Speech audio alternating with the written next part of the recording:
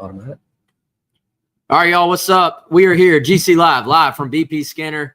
As y'all know, every Thursday, come on out, and whether it is a suit, as you can see behind us, or your game day gear, check out our friend Brent and the whole crew here at BP Skinner. Wes Mitchell here, Chris Clark, joined by Connor Shaw.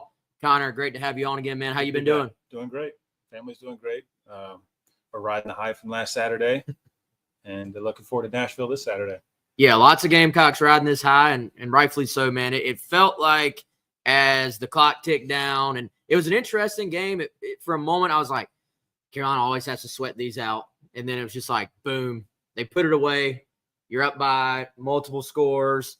It was a party in the stands, and, of course, rushing the field. It just felt like everybody in that stadium that's obviously been through some things on the field the last couple of years just let all their emotions out at the end of it.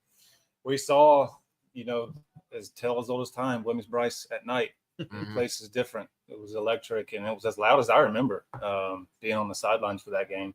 It was sort of reminiscent of 2012 Georgia of how loud it was. And, those players feed off of that. So it was good to see them, especially, tied at halftime, come out in the second quarter, third quarter, and then the fourth quarter, extend the lead, finding ways to keep the ball on offense. But anyway, it was a great win for the Gamecocks. It will be hard for that stadium to ever be louder than it was 2012. Like when Ace took it to the house, that might be the loudest I have ever heard it. But tell you, it ended up getting wiped out. But when OD took that one to on the pick six, that to me was like not quite on Ace level, but that was probably the loudest moment of the night on Saturday. And I don't know how this team just keeps getting pick sixes wiped out, but I saw a screenshot online. There may have been a blade of grass. Yeah, it was close. It was very, very close. Yeah. But man, Connor, this team though, especially on defense, like they just keep playing. Like it's not, that whole mantra, like put the ball down, just hey, whatever happens, keep playing. That's what they do. And we've seen them turn into realistically one of the best defenses in the country. Well, what we've seen is our defense keeping our team in the game each week. And now you're starting to see the offense sort of form an identity. And if you were to go into the season, we were just talking about this and said, okay, this is going to be what the offense should look like. We just saw it on Saturday with how they used Lenoris, with the different formations and personnel groupings. I thought Dowell did a great job with the plan. I thought the bye week before was very obvious for freshness of bodies, but also from a scheme standpoint. And, it's good to see the offense and defense start to complement each other. Let's start with the offense and what you saw schematically. For me, I saw more outside run, which when you look at what Rocket did at Arkansas, that was kind of his bread and butter. He was really adept at outside runs. You saw the pin and pull stuff.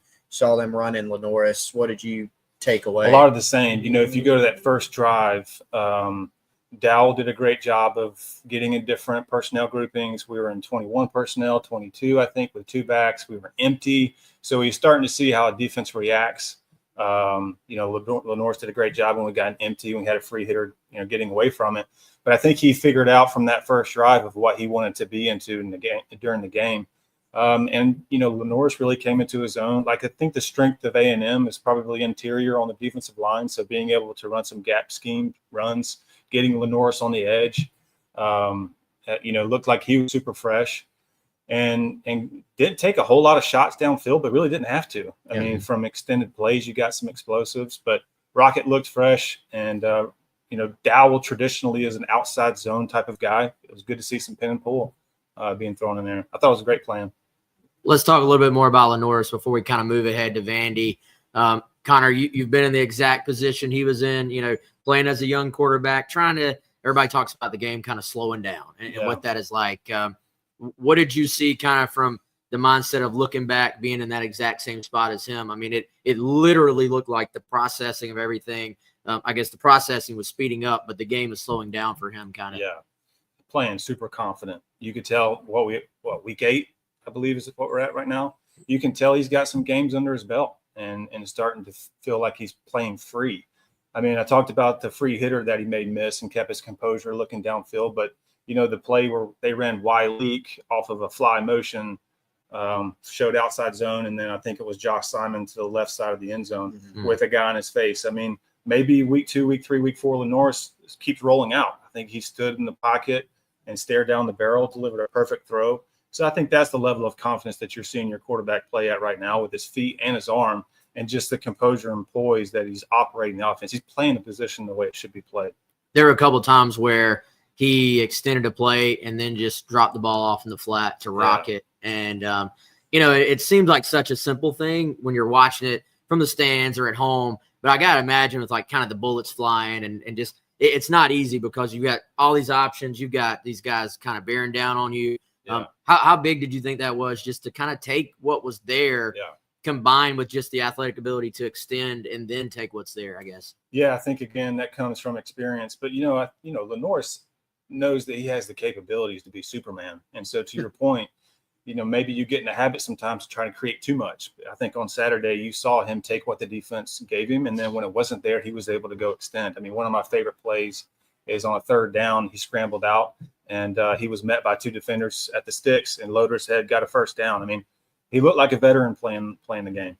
To go back to the defense real quick, and this Gamecocks defensive line has gotten a lot of pub, deservedly so, but what did you see from them throughout the game? Remember, early on, they weren't getting as much pressure. I thought A&M did a pretty good job. They got a good offensive line, but schematically, Marcel Reed got the ball out early. It became a little bit more of a throw game. But, I mean, you've played with some great defensive lines at Carolina. You played against a lot of great defensive lines in the SEC. Did anything stand out from those guys up front, collectively, individually, throughout that game? On the offensive line? On the defensive line for South Carolina. Yeah, they continue to show up in big moments. I don't know how much we pressured since 6, but I know that our front four got after him, especially in the second half, and it just makes it a lonely position at quarterback. I mean, I feel like with our defensive line, the more the game goes on, the stronger they get, and I think it's probably because they have the most depth that they've had in a long time. But they got guys that are hungry that complement each other well. If you double team one guy, you free up the other, and they're taking advantage of those single looks. Dylan Stewart, 9 pressures in the game, and then had the first sack of the game. Yeah, I think I saw PFF graded South Carolina the second with Texas at number 1 right now. I mean, that's really impressive. Yeah, and you look back, man. I mean, this time last year, people are freaking out about the defense and ready to fire everybody, wholesale changes. And I think the fascinating thing is, it's not the same personnel. Obviously, like you added Dylan Stewart or Kyle Kennard, you're completely changing the complexion. But then you start to look, it's like, well, hey, a lot of these linebackers are back. The interior defensive line guys are back. The secondary actually lost a guy to the NFL, but for the most part, it's returning players. That's right. I think it just kind of shows you how important all 3 levels are on the defense to just playing together. But then once you add in that pass rush element, it kind of changes everything. It's a great point. You got to have good edge rushers in this league for sure. But, TJ Sanders on the interior, to your point, there's a lot of guys who played with each other on the back end and secondary who have great ball instincts. I think we're second in the league in interceptions right now, and would be first if it wasn't for some suspicious calls. But yeah, look, it's a unit. It feels like a unit, and they're starting to get some confidence and momentum in this back half of the season. And, as they say, you remember November, and this is a big month for the Gamecocks. And defense travels, pass rush travels. I think it's typically, if you're as good as they are up front, I think no matter what the matchup is, like we've seen them do it against O-lines that have struggled. We've seen them do it against O-line that are supposed to be really good. Like if you're that athletic and that good and deep up front, typically you can kind of rely on that from week to week, I feel like. Let's start to get into this game. By the way, I didn't mention it off the top. As always, our shows are brought to you by our guy, Clint Hammond at CMG Home Loans, ClintHammond.com, 803-422-6797, NMLS number 71597. If you're in the market to buy a home, simply just hit up Clint. He's going to walk you through the mortgage process. Great dude, great Gamecock, 803-422-6797. Let's get into Vandy. Connor, you played some Vandy teams that were actually pretty good, tough, on the up and up as well. Right. You go back, James Franklin. Yeah, we know what he's done now at Penn State. And so it's obviously going to be a struggle to compete at Vandy from a big picture standpoint. Recruiting, you're not going to have the resources or the focus from your fan base or the big stadium. But credit to Clark Lee. Yeah. Credit Diego Pavia. I mean, they're believing right now in Nashville. And it's not just a rah-rah, we're going to tell ourselves we believe. Like, they genuinely believe. Yep. And, I mean, they've beaten Alabama and Auburn in the same year. Like, that says something. It sure does. it does remind me from a confidence standpoint of those James Franklin Vanderbilt teams where they did a good job of creating the buy-in in the locker room. You know what James didn't have is a Diego Pavia. And that guy, talk about momentum and confidence. He's playing at a very high level. And once you start getting those wins, like against Alabama and Auburn, those historic program wins, you know, they're believing in each other that they can go beat anybody. So this is going to be a really interesting matchup and game. And I can't wait for it. I'll kind of put you on the spot with this. Hope you don't mind this comparison because it's obviously a extreme compliment. But Pavia kind of reminds me of you, like from back, you know, maybe not the exact same play style, but like he's tough. Yeah. He's been playing banged up from what we've heard. Like he's on the injury report as probable he'll play. What percent is he at? I don't know. Right. He can throw the ball downfield. He can escape. He can design run and all those things. But what do you see in his game? I take that as a compliment, by the way. Big fan of his game. He's a savvy leader, number one. I think he's one of those guys that the guys gravitate towards too. High respect for him, I'm sure, just the way he plays the game. And demands a high level of performance around him. And I think he elevates everybody around him. Like he's the heart and soul of this team. For sure. And he gives them a chance to win. I enjoy watching this play. I'm also going to enjoy, you know, the challenge that it presents for our defensive line and then the challenge it prevents for Diego because he's about to see probably one of the tougher defensive lines that he's played, maybe the toughest all year. I think the most impressive thing about him is other than the leadership, the belief, all those things, he's kind of got that gunslinger mindset. Like a play is never over. You can't assume anything with this guy. Like he can be rolling to his left. Somehow he gets his shoulders around, drops the ball in the bucket, but then he's not really put the ball in danger. That's it. He plays smart football. And I think they do a great job from their scheme standpoint. And we were talking about it earlier. They lead the league in time of possession, but he knows how to take care of the football and he knows how to press in those moments, but to play another down in other moments. But he's a playmaker for sure. That's the thing that stands out to me real quick, guys, is so as we know, South Carolina has won and lost kind of as they have turned the ball over or not this season, with the exception of the Akron game. And so when you look at Vandy, they're the least penalized team in the SEC, which that's not always a good thing, as we've said, but they don't beat themselves. They don't turn the ball over a lot. Pavia is the kind of guy, I was watching the Texas game back. He took a almost surefire sack, spun out and scored a touchdown on like a 3rd and 12 or something. And that's the kind of thing he can do. Can South Carolina take that play where normally he makes it and South Carolina's just a little bit better? He's got Dylan Stewart chasing him or Cal Kennard instead of somebody else who's still really good. Yeah. Or he puts the ball, normally a play that he can make, and they can turn that into a turnover. I think that's going to be key. Yeah, he's the type of quarterback that a lot of defensive coordinators don't look forward to playing because it's one thing when you have a really athletic guy and you just play contain and don't let him escape. Yeah. But this guy can do both. He can climb up in the pocket and he looks downfield. He delivers throws with conviction. He sees the defense pretty well, makes fast decisions. So it'll be a challenge. I think we've seen this defensive line, the linebackers, really the whole group chase down athletic quarterbacks all season long. Yeah. So I think, you know, to Chris's point, like, can you kind of just be that half step better to where he doesn't get away with some of those things? Also, we had Chris Lee on who covers Vandy on Rivals Network still on Rivals. If you're listening on the podcast version, we're going to go ahead and play that interview. If you're watching us live, go check that out on our YouTube. But Chris was talking about how Pavia is a little banged up, maybe a half step slower than he was earlier this season. They're at that point where, you know, Carolina, as we know, had their bye week right before A&M. Vandy's on about a 6-game stretch here. Yeah. Bumps, bruises, starting really to stack up. Competitive games in that stretch. Yes, as well. Yes. Their running back as well is seems like he's going to play, but has been playing banged up as well. I wonder. I'm not saying they're just going to run out of gas, but you do kind of wonder against this fast, athletic South Carolina defense, is there a scenario where Carolina just kind of shuts them down and is able to just control the flow of the game? Because I think that gets me into something that stands out to me about just their entire organization, their entire approach right now. It's very much like the offense and defense are on the same page. Yeah. Complementary football. Yeah. They're not sitting there going, well, hey, we need to play bend but don't break defense, but then we're going no hurry up on offense. It's control the ball, time of possession on offense, make you go 10 plays when they're on defense and you're on offense. So the clock just keeps moving. Yeah. You start to maybe press a little bit if you're the opponent.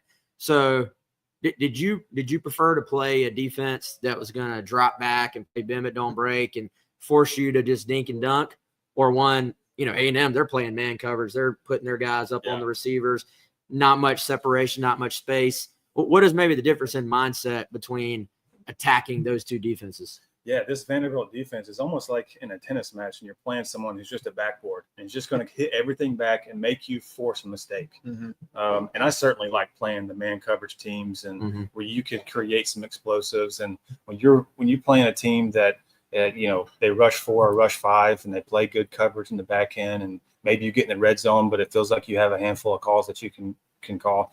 I mean, it reminds me a little bit of us on offense, where if you're going to – this is the type of game, if you win the coin toss, you want to take the ball if you're Carolina and go score on the first drive and set the tone and go ahead and get on the board and not play into their game, which is we're going to have 7-8 minute drives, 10-play drives, and make you make a mistake. I think explosives are big in this game. But really, that's the case for South Carolina. We kind of know their identity, like how they win games. Yeah. It's been a similar formula, right? Yeah. Where these past couple weeks, Carolina's played much better complementary football. Your defense against Oklahoma got you multiple scores, or they set you up. A&M game, same thing. They were able to set you up in advantageous positions. Kai Kroger's punting the ball extremely well. Like, it's not a bad thing for Kai Kroger to be on the field out there punting right now, as opposed to turning it over. But Carolina, it seems to me, and I don't have the numbers in front of me, they don't have a lot of 3-and-outs right now. They have been able to move the ball some, whereas earlier in the season it was kind of a little more feast or famine or turnover. And so I think the fact that Vandy does want to play that way and make you earn it, that's why I think explosives are so critical for South Carolina to score that way. Well, and I'm curious your thoughts on Dow Loggins this season, man. For the most part, as much heat as he has taken, he's had some really good plans. I feel like you're starting to just see the overall. It's always kind of fun when you can kind of see the continuity for an offense starting to pay off. Absolutely. I think all 5 offensive linemen being able to, for the most part, just play alongside each other all year, starting to pay off. We talked about Lenoris earlier, but he's been really good when you're like on script to start a game. And he's been really good, and just, I feel like there's always a couple of calls per game. We saw it against Alabama, the thing they drew up on the 4th and long to Mazio. I feel like this is a game where if Carolina wins, if it goes as planned, there may be a couple of times where he's devised something, even if they're going to play bend but don't break, zone. If you can protect it long enough, he'll probably have a couple of shots built in to where it's some type of route combination against their tendencies within their zone defense, I think. And I feel like we've seen that. He's done a great job of play designs to get people open in certain situations. Every game, I feel like we've had a touchdown or an explosive where a guy is running free based on the look that they expected to get. So, look, that was a great a game planner throughout the week. And I think now we're starting to see, every week has been good, in my opinion, maybe other than the Ole Miss game on offense. And maybe that's all of the above. You can't just put that on Dow. There's execution there too. But I think you're starting to see quarterback and play caller get into a groove and rhythm in that relationship. And when that happens, it becomes dangerous, where Lenoris can expect what Dow's starting to call. Dow is really understanding how to use Lenoris. I mean, let's not forget that this is only Lenoris's 8th or 9th game that he's played in. So to be able to get that level of confidence from your play caller and that trust on both sides, it'd be fun to watch in this back half. What's the next step you think for Lenoris? Because we talked about his progression and how it's slowing down for him. The reads, like you said, Wes, are speeding up. But is it just kind of doubling down on that and just having the game continue to slow down, take care of the ball? What do you see? I think both of you already talked about it. Is just learning how to play the position in critical moments where you don't have to press in this situation. You learn how to take care of a football. You just stay on the field. Hey, we're 3rd and 2, and maybe I don't have to take a shot here on man coverage. I've got a slant I can hit, or I can run for a first down. I think you start to understand just how to operate a game. Yeah. Yeah, and it's been fun to watch a guy who, by all indications, is a fantastic kid, great family, type of person you pull for. You know, I think he's going to be the face of this program. Gosh, man, speaking of Dow, if I'm Dow, I'm jumping up and down because I got this kid for the next 3 years. Yes. You know, and this program is going to elevate with him for sure. Yeah, you've now had Spencer and now Lenoris. Like, that's pretty good. Connor, you play with some really good tight ends, man. Joshua Simon has just quietly kind of elevated his game. He was fun to watch on Saturday, not just in the passing game. As a willing blocker. I'm sure Sean Elliott loves say the same thing. Loves coaching him. But you can see we play a lot of 12 personnel with 2 tight ends and YY sets. And, you know, Josh is an athletic kid, but it's been fun to watch that group put their face in somebody else's face and play in the trenches and on pass game or pass protection and in run game, and to see them releasing routes too. Like, those are playmakers. When you have an area read off of inside zone and be able to throw a little flat route to Josh and let him break a tackle and run for 50. Tight ends are game changers. We're seeing that on all levels of football, and we've got a couple. And Josh he's a Sunday player, type of caliber player for sure. Well, let's keys maybe, Wes. What do you think? So keys to the game, Connor. What do you think? I know we kind of covered some of them, but if you could kind of boil it down, what's South Carolina have to do on Saturday? Yeah, I mean, all the stuff that all the coach speak. I mean, you know, you'd like to, when you get in the red zone, score points. You'd like to control the game on offense, time of possession. You know, I think it's a great point that you brought up on explosives on offense, but based on how both of these programs like to win football games in their blueprint, with that time of possession, turnovers are really going to set the team back who loses that turnover margin. And I think that's probably the biggest factor. Guys, I thought we mentioned him earlier this week, you and I did, Chris, but Alex Herrera.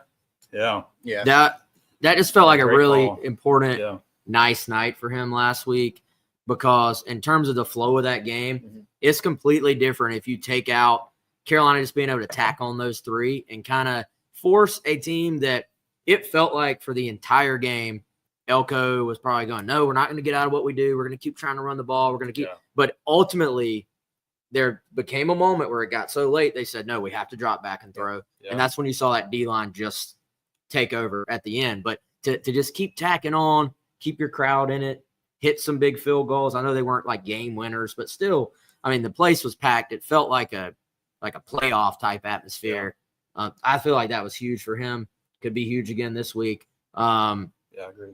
But my keys, and I'm with you, man. Like, you always kind of just go back to, like, any game, you can do the whole turnovers, red zone, stop the run the football, all these things. But I'll just pick my cliche for the week. And Vandy, much like A&M, very good in the red zone offensively.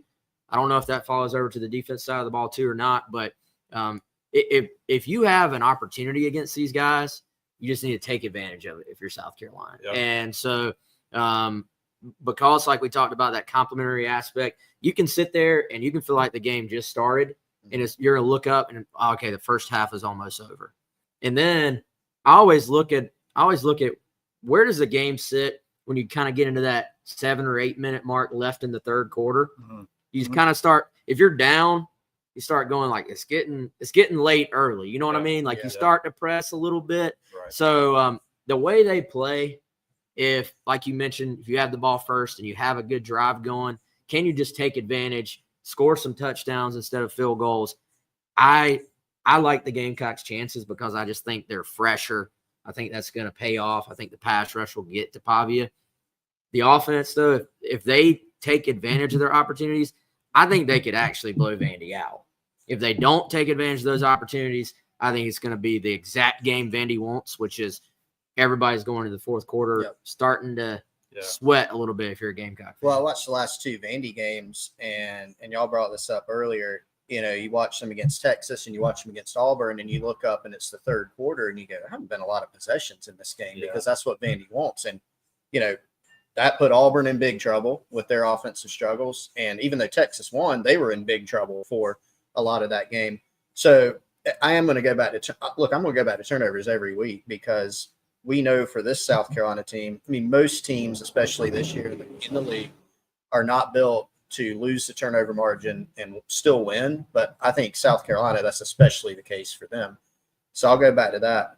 I also think first down defense, if you got to get a little bit more micro, Vandy, they're going to come out and they're going to throw a lot of pre-snap, post-snap motion. They're moving guys around. You don't know who's a blocker, who's receiving. They'll run diamond. They're running triple option. They want to come out. They'll take shots. Shovel pass underneath shovel pass, yeah. But they like to run it, and they like to get in 3rd and 3, 3rd and 4.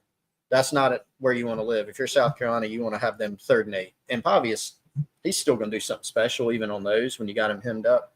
But first down defense, I think, is a huge key for this one too. Yeah, great point. With this Carolina defense, if you can get them in 3rd and 8, I like. Yeah, you like chances. Yeah, I like Carolina's chances about 9 times out of 10. Exactly. You feel like, and I think this is such a veteran group. Pavia's going to get his a few times. There's going to be a couple of times where you just are like rolling your eyes, like, how did he just do that? But keep playing. They'll be fine. Connor, what's your final score prediction, man? I agree with you. I think that this could be a 2-possession game, and that's what I have it. I like Carolina by 10. I like them extending the lead maybe late in the 4th quarter. And I'll drop a Spurrierism here too. He always said, too much pub for this team. I'll get you beat. Now, we just came off a great win, but Vandy's in the top 25. Yeah. We got snubbed. They're on a roll. They've got a lot of momentum. A lot of people talking about Diego. He's coming on podcasts and talking to ESPN analysts and getting on TV. So watch out, Diego. Too much pub. Too much pub will get you beat. Love that. Hey, Cole Kubelik had a pretty good way to say it. The SEC Network analyst. He's like, man, it's Carolina defense. These are adults. Like these are not these are not high school kids. They're not college kids. There's a bunch of adults, and so I think the momentum, as impressive as what Vandy has shown, we've seen these Beamer teams get better and better as the year goes on, and I think the momentum is on the Carolina sideline. So I'm with you, man. Like I think Carolina wins. Whether or not they take advantage of certain opportunities will depend on, is it close? Could it be a blowout? But I just feel like this team is playing their best ball at the right time. So I think the offense is going to score a little bit again.